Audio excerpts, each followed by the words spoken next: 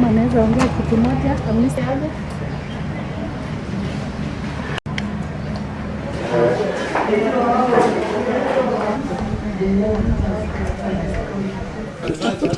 Tujaribu ule.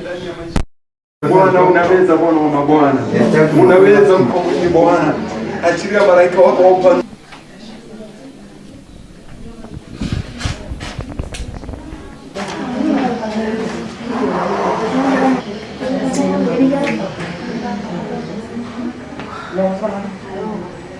Ilikuwa siku ya Jumanne, walienda nyumbani matanga. Ndugu yake alikuwa ameaga. Wakaenda Jumanne na sistangu mdogo. Sasa mimi nikaenda siku ya Alhamisi. Vile nilienda Alhamisi ndio ilikuwa siku ya msafara. Friday tukamaliza matanga. Mimi nilikuwa naye nirudi siku ya Sunday.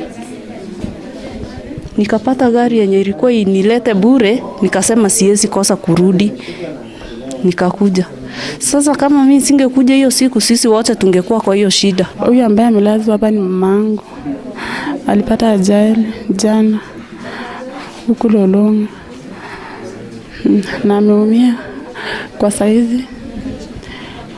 Na ameumia miguu, amevunjika mguu.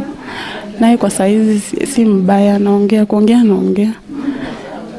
Pia tuko na dada yetu ako ICU. Pia yeye hali yake si mzuri. Ako tu aongei lakini anasikia ukimwongelesha. Tunaambiwa ni internal breathing.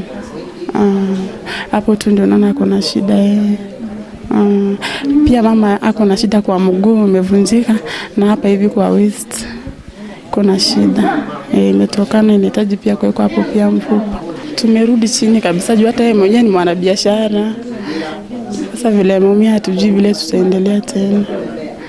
Juu pia pesa yenyewe inagharimu ni mingi. Sisi Mungu ametujalia tuko na uhai. Sasa tunaendelea kushughulikiwa na hospitali. Mimi nilijipata nikiwa ndani ya gari.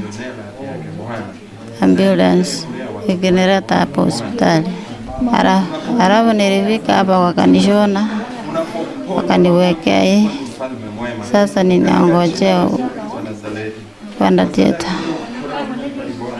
ili niende kushughulikiwa.